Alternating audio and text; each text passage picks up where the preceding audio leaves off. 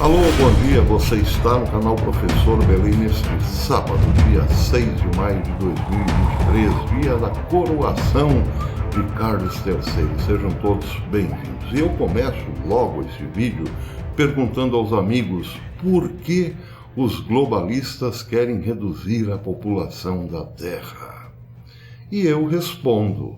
Talvez essa resposta você não encontre em nenhum outro veículo de modo tão simplório. Mas encontrará aqui. A resposta é simples, porque faltará água. Não haverá água para todo mundo. Então, a classe privilegiada, claro, já está guardando seu lugar no futuro. Prevendo uma redução enorme na população da Terra, os iluminados terão muita água para beber, com certeza, mas também os poucos lacaios que restarem para servi-los, como escravos, evidentemente. Então hoje será coroado Carlos, mas lá, durante a coroação, estará presente também o homem mais cobiçado da Terra. Não é Macron, não é Olaf Scholz, não é Netanyahu, não é Biden, muito menos Biden. É Lula, o presidente do Brasil. Porque num mundo sem perspectiva de água potável, Lula é presidente de um país que detém o maior recurso natural do mundo, aquele mais necessário para a sobrevivência de plantas, de animais e também de seres humanos.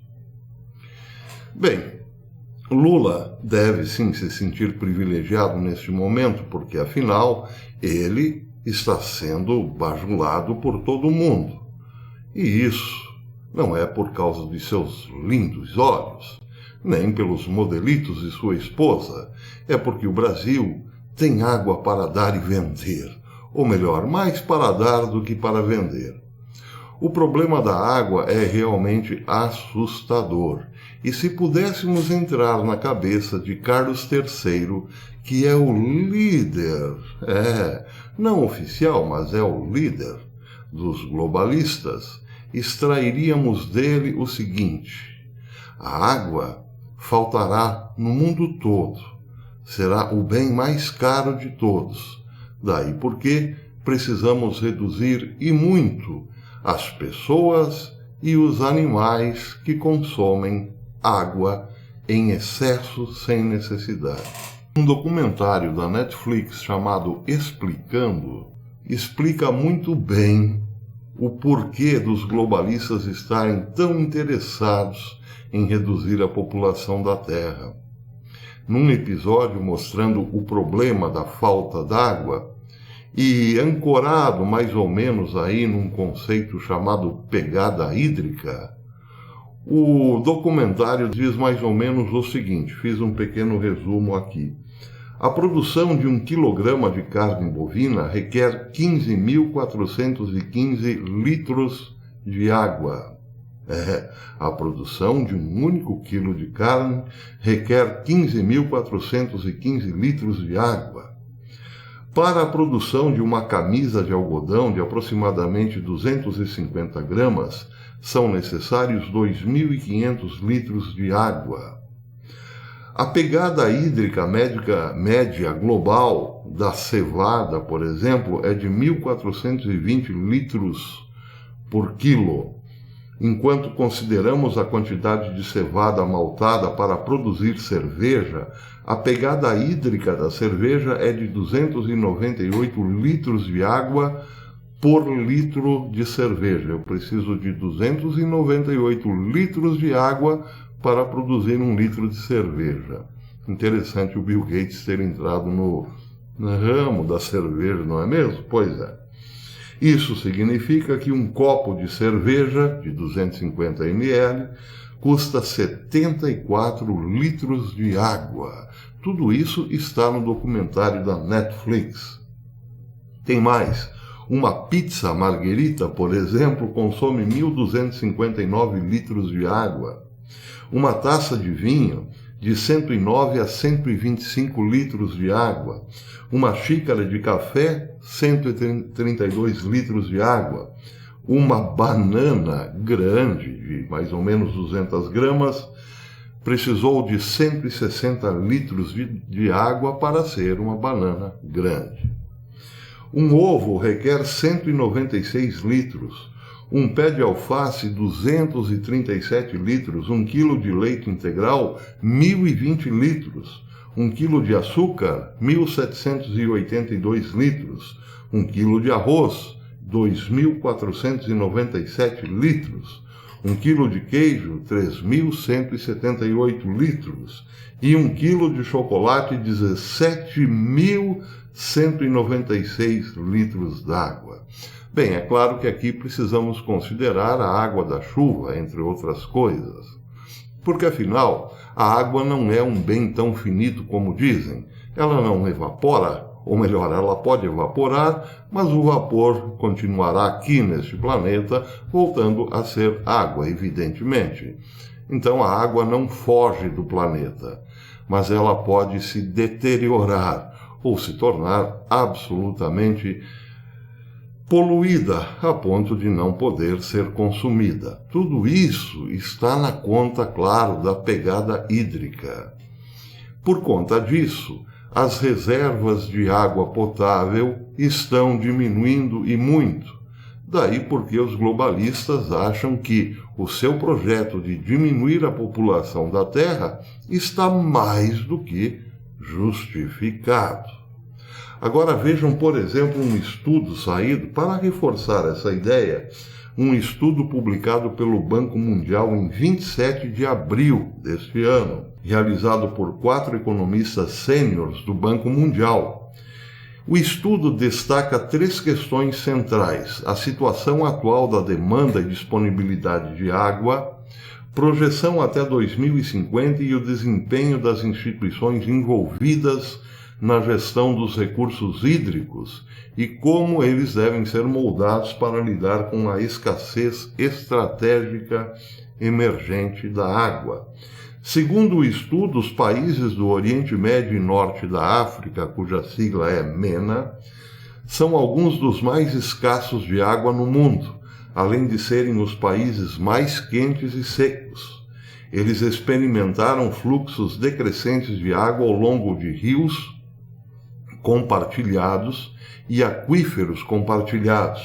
O estudo adverte que o crescimento populacional e as mudanças climáticas só irão agravar o problema da escassez de água.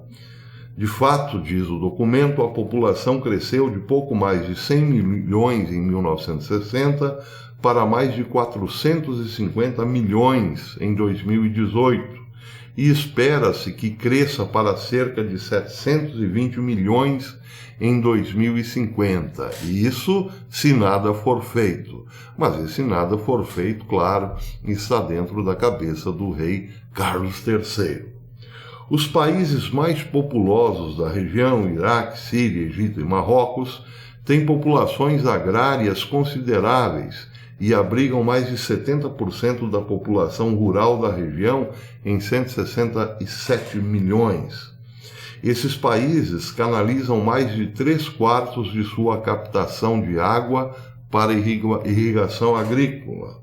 O estudo estima que até 2030 a disponibilidade média per capita de recursos hídricos desses países, do MENA, cairá abaixo do limite absoluto de escassez de água, que é de 500 metros cúbicos por pessoa por ano. 500 metros cúbicos, eu fiz a conta, dá 500 mil litros por ano, o que uma pessoa consome minimamente. Você aí não sabia disso, né? Pois é, você consome minimamente, o mínimo que você consome é 500 mil litros de água por ano. Abaixo disso, claro, você passará sede. O estudo também adverte que as retiradas de água são muito maiores do que os recursos renováveis disponíveis e que as fontes de abastecimento decrescentes serão provavelmente reabastecidas pelas chuvas. O estudo estima que a demanda de água em 2050 exigirá um suprimento adicional de 25 bilhões de metros cúbicos por ano, o equivalente à construção de 65 fábricas de dessalinização do tamanho de Ras Al Khair, essa que vocês veem na foto, localizada na Arábia Saudita, que atualmente é a maior planta de dessalinização do mundo. O documento diz também que a dessalinização não é isenta de custos em termos de danos ambientais. As usinas de dessalinização descarregam grandes quantidades de salmoura, um material salgado que aumenta a salinidade da água do mar, prejudicando, claro, a pesca. Diz o estudo que a pesca torna-se uma grande vítima. Os pescadores reclamaram do declínio da quantidade de peixes no Golfo Pérsico, atribuindo às muitas usinas de dessalinização operadas pelos países do Golfo, principalmente Arábia Saudita e Emirados Árabes Unidos. A capacidade de dessalinização é maior no MENA, com 45% em comparação com 13% dos Estados Unidos e 8% na Europa Ocidental. Lá pelas tantas, diz o documento que a natureza do crescimento populacional tem implicações significativas no consumo de água. Acho que devo ler essa passagem novamente. A natureza do crescimento populacional tem implicações significativas no consumo de água. Voltando à pergunta inicial do vídeo, por que os globalistas querem reduzir a população mundial? A natureza do crescimento populacional tem implicações significativas no consumo de água. A população urbana cresceu 40 milhões em 1962, passou de 40 milhões para 300 milhões em 2020. A urbanização, diz o documento, traz uma mudança no estilo de vida e as populações urbanas provavelmente consumiriam mais água per capita do que a população rural tradicional, causando estresse adicional na demanda por água. O estudo aponta que tanto Gaza quanto Cisjordânia são atualmente urbanizadas, com mais de 3/4 da população vivendo em vilas e cidades. A agricultura, portanto, está em declínio como fonte de subsistência.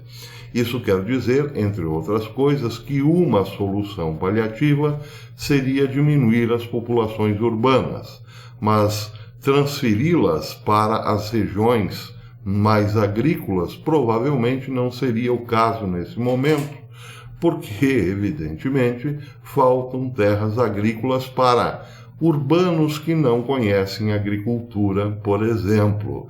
Faltam também terras agrícolas porque essas estão, claro, produzindo também em escala industrial. Isso quer dizer que para o pequeno produtor a coisa ficaria muito complicada se ele não tivesse um histórico de pequeno produtor.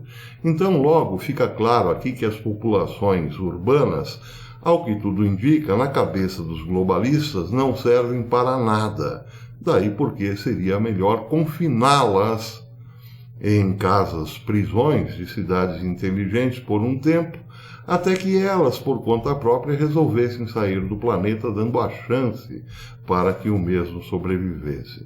Tudo isso parece muito absurdo, não é mesmo? Claro, parece extremamente fictício, mas é o que está acontecendo.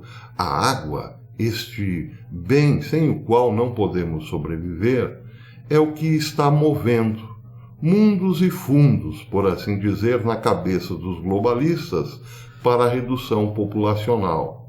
Daí porque eles incentivam todo tipo de conflito no mundo hoje. Porque quanto mais conflito e quanto mais desviado da sua natureza estiver o homem, menos gente haverá daqui a pouco. Não por outra razão, parece estar se intensificando a guerra entre Rússia e Ucrânia. Ontem, a Rússia incendiou praticamente quase toda a cidade de Bakhmut, ou pelo menos uma grande área dela. Aliás, essa notícia quem deu com destaque foi Hal Turner. Ele informou ontem que a artilharia russa disparou projéteis incendiários, termites, sobre uma grande área de Bakhmut, ou pelo menos o que restava de Bakhmut, ainda ocupada pelas tropas ucranianas. O que resta da cidade, após meses de luta feroz, está sendo incendiado, disse Hal Turner. Não se sabe, disse ele, quantas tropas ucranianas permanecem na cidade ou como qualquer delas pode sobreviver a esse ataque. Esse vídeo que vocês estão vendo é um drone militar ucraniano filmando o incêndio sobre Bakhmut. Depois do ataque russo, disse Hal Turner, circularam rumores de que uma contraofensiva ucraniana de larga escala estaria programada para começar entre hoje, sábado e amanhã, domingo, o que é muito possível, disse Turner, já que as autoridades de Zaporizhzhia, controlada pelos russos, ordenaram que 70 mil civis evacuassem a cidade imediatamente. Bem, neste vídeo não quero tratar especificamente desse assunto, mas aqui está um modelo de como despovoar uma cidade e de como realocar cidadãos de um lugar para outro, claro, às pressas. Parece que tudo isso, evidentemente, estava nos planos dos globalistas, que não deram ouvidos a Vladimir Putin quando este dizia: se a OTAN não parar de avançar em direção às fronteiras da Ucrânia, nós teremos que tomar uma atitude mais drástica. Os globalistas esfregavam as mãos e diziam: beleza, vai lá, Putin, é isso que nós queremos. É ficção de novo, né? Pois é. Muito bem, então é isso. Hoje temos a coroação de Carlos III com a presença daquele que detém o maior bem, o mais precioso sobre a terra. Não são os inúmeros e caríssimos minérios lá da Amazônia que interessam aos globalistas, representados hoje pelo rei da Inglaterra. Não. É a água. Muito bem, se você gosta desse canal é porque aqui você recebe informações de qualidade, ouve aquilo que praticamente ninguém fala por aí, menos ainda a grande mídia. Então eu peço gentilmente que, se você vem aqui por conta da qualidade do canal e das nossas informações, torne-se membro. A membresia é super baratinha e nos ajuda a continuar aqui na plataforma para levarmos até você o melhor, ainda que seja o pior. Ou pelo menos aquilo que ninguém diz. A membresia é baratinha. A mais barata, R$ 2,99, é menos do que uma garrafinha d'água. Bom, por enquanto ainda é baratinha comparada à água, não é mesmo? Então aproveita. Torne-se membro. E se gostou desse vídeo, deixe o seu like. Até amanhã, se Deus quiser.